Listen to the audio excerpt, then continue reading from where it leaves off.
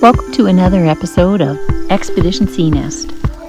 I think sports fans and athletes will understand it when I say it felt like game day, the day we picked up our new Ranger Tug. The excitement and anticipation had built up for many, many months, and today was the day we were actually going to drive home with our new boat. I can't believe it. Today's the day. Julie and I are picking up our new Ranger Tug.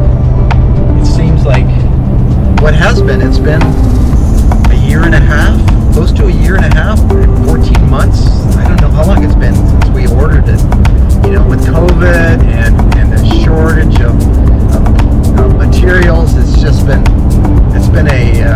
been a long process, but it's here, it's done, it's ready to be picked up. It just feels like now I can start this, or we can start this new adventure, in the boat. When you receive your Ranger Tug, you will be required to participate in a PDI, or orientation of the boat. The salesperson or technician will run through every aspect of how the boat works. Okay. Yeah. Now, do you recommend that I run strictly rec fuel, like ethanol free, or am I okay to run that? It would be 100% ethanol free. Ethanol free fuel, yeah. Ethanol is the devil for boats. Really? Okay, good to know that. So you can see. So thank you. Start backing up from back here. And just remember the sensitivity on that throttle. Right. Looking good. It's like a pro. It's actually, you're right, Paul. This thing is nice to handle. Maybe bring your bow this way and stop the boat. So each wire is labeled. Yeah. So if you have a problem with, say, your VHF radio or whatever, you don't have to pull every fuse to find the problem. It's right here. Oh yeah, right. And you can see they're all labeled. Yeah. Trim tabs, deck lights, so it's easy to find. Yeah. The only other reason you may come back here is if you get jammed on a rock or you're really working the windlass, it's on a separate circuit and battery. I showed you the switch. Oh, there it is, yeah. So if this is like that, that means it's tripped. You just have to come in and push that up. Yeah. Now, the only other thing you want to consider is the water system.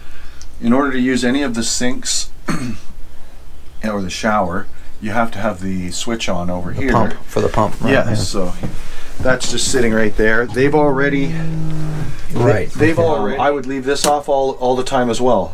Okay. So, general rule of thumb for me personally is leave everything off unless you're using it.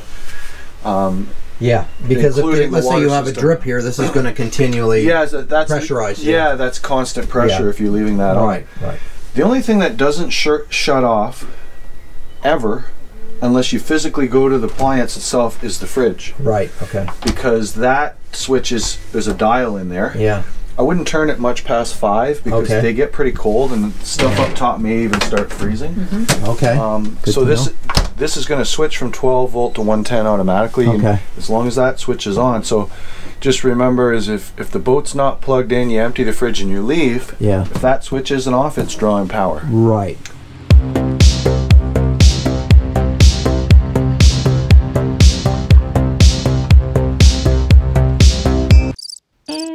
Then some more waiting until the holiday starts.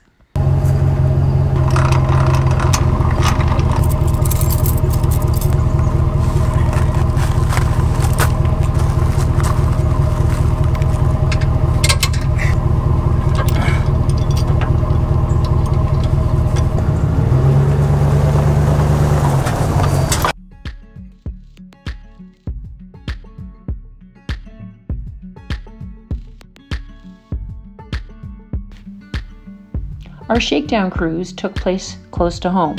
We were able to check out the kicker motor, the backup motor, and get familiar with all of the electronics.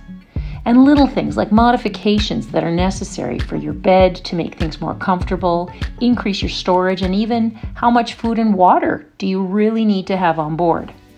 I would strongly recommend doing this before you leave on a longer trip so that you can work out the kinks and have peace of mind. Thanks for watching, and I invite you to view some of our other videos in which we document the modifications that we've made to the boat. And I would love to hear in the comment section below any of the modifications you have made or ideas that you have for us.